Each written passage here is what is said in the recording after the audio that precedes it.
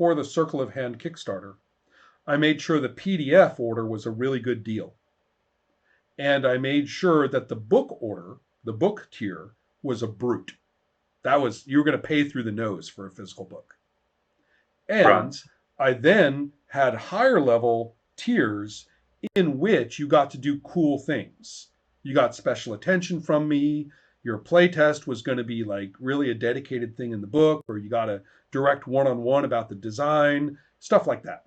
Right? There were things that a person who felt like really participating in this, that was a tier. But it wasn't anything I sent them. Not pencils or t-shirts or anything like that. So the point was, therefore, any pledge that wasn't a PDF was either a unit, worth pay, it would pay for its own unit, right, of print and fulfill, and a little extra. And then the bigger tiers were like the PDF, they would require my time and attention, but they would not require physical fulfillment. Yeah. Right. So you got to structure your tiers and your crowdfunding not by the things you participated in, not by the things that made the biggest amounts. Those Kickstarters that make the most, those are usually the worst screwed. Right. Because what they've promised in order to make the most breaks them. Even Yeah. with all that money sitting, that money it goes fast. Right? Most of it's going to be gone. So that's what I would say is understand the finances of what you're doing, prepare for it solidly, and don't assume you know just because you're really active in the Kickstarter community at Reddit, because you're not. Yeah. Right? So these are that's what I would be saying along those lines. Um, and again, this is only if you are really dedicated to a bunch of people having your game, bearing in mind that the Kickstarter pledge community is often based on hysteria.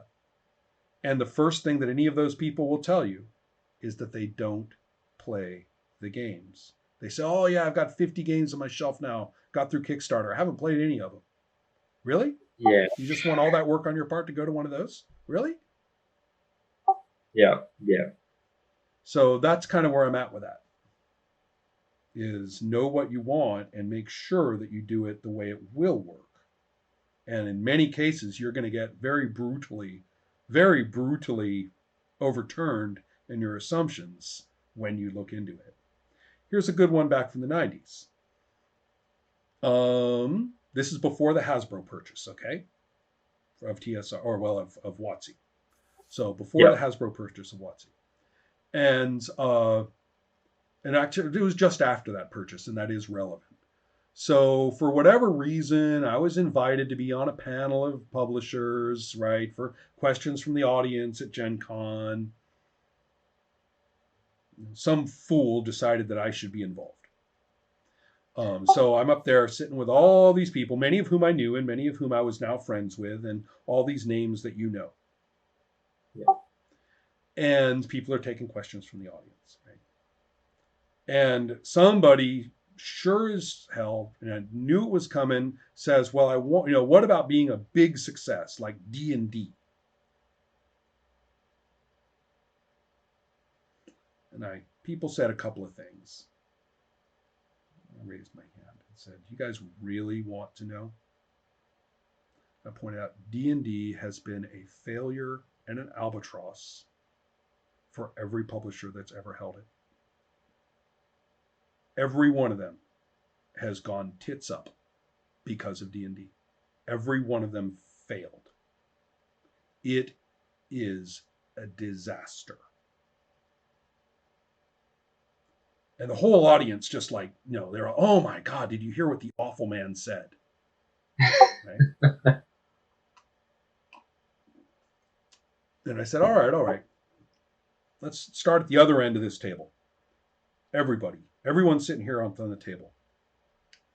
Start from the other end all the way back down to me. Am I right or am I wrong? Every single one of them affirmed what I said was right. This wasn't the iconoclast bad man, the crazy man on the corner.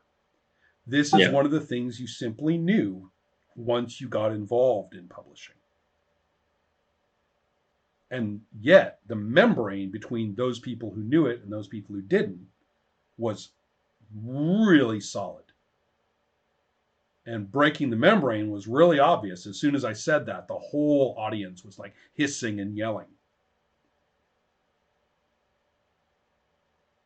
It's that kind of membrane breaking that you really ought to get through, because Right. the perpetuated fan talk of what's a successful character in comics or what's a successful movie, many of the movies people consider to be wildly successful were complete failures, complete disasters, or even worse, were financial failures, but it wasn't a disaster because that's the way the finances were designed or hoped for.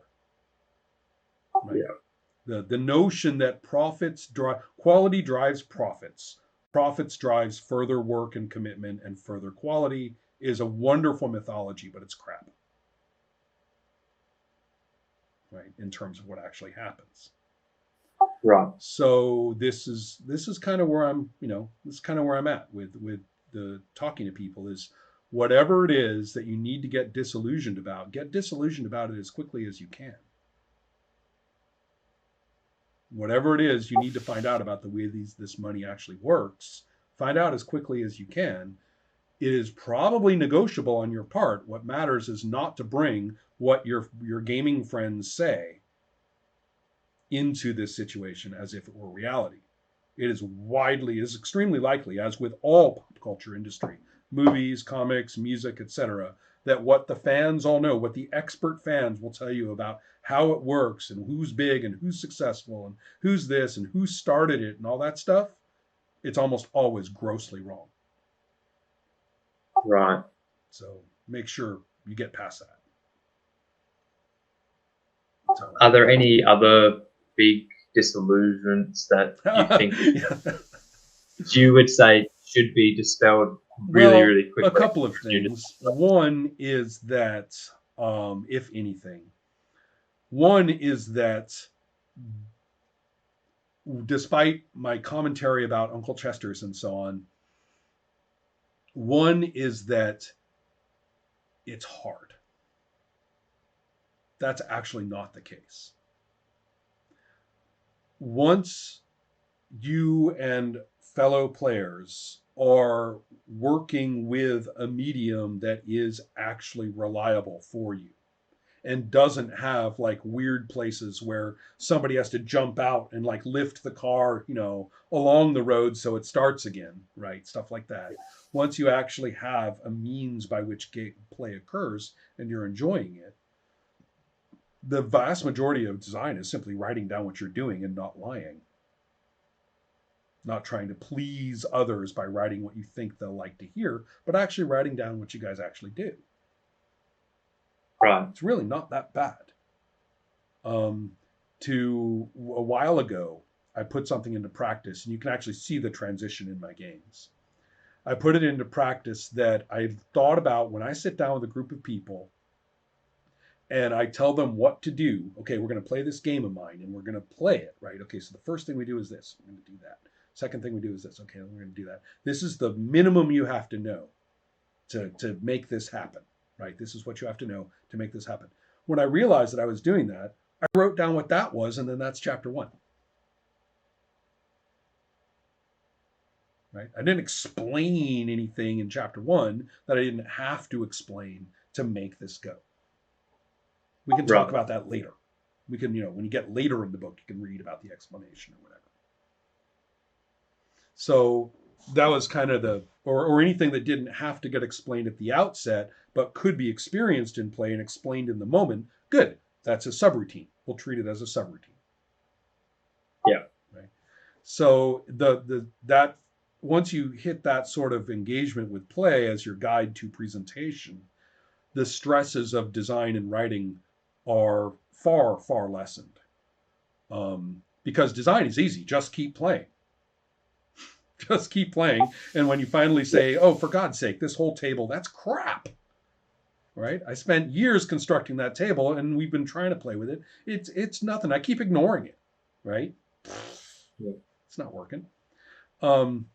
You keep doing that, and then furthermore, to recognize that there is a huge transition between design and then writing for people who are encountering it without you. Big trend. Don't jump to that transition too fast. And people Yeah. always do. They become romantically invested in what the book is going to look like. They become romantically invested in this, getting the art. They're going to get romantically invested in the phrasing of their little what is role playing section that they shouldn't have in the first place. But they get really invested in that, right? None of that has anything to do with designing the game. Stay focused on designing the game way longer than you planned, way more than you planned. As soon as you find yourself like thinking about like the cover picture and stuff, that's great. Put it in the notes. If you do end up with a cover picture, put it in a file. Keep setting that aside. Never let your layout guy at it. Don't. Once layout hits on that chapter, you're never going to change it. It's too much work. Yeah.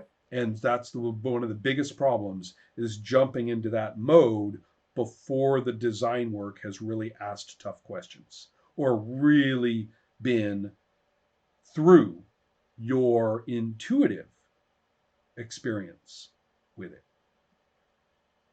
Yeah. But your intuitive experience, when you, for reasons you cannot name, you say that whole set of options has to go, or that whole set of options needs to become a beta option, and this is a better option, or all sorts of things. Maybe 7 fantasy worlds was a bad idea when we can't even get one of them to be any fun. Right, yeah. And yet you called the game 7 Worlds. You called the game 7 Worlds, and the first thing you always told people, there's 7 realms of fantasy. Yeah, well, they all suck. Yeah. You've learned they all suck. And you have to say, well, if I want to publish a game, I need to make one fantasy realm any good and fun to play. Yeah. You think you're going to do that after you've spent like 4 years developing the perfect font for 7 worlds? Right? Yeah. You see what I mean about that transition? That's a big deal.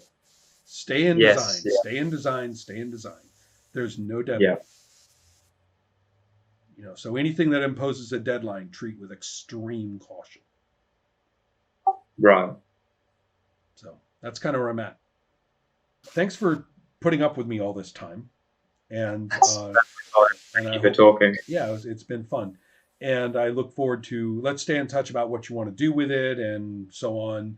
I mean, I can certainly put this up as a conversation in Adept Play as well. Yep.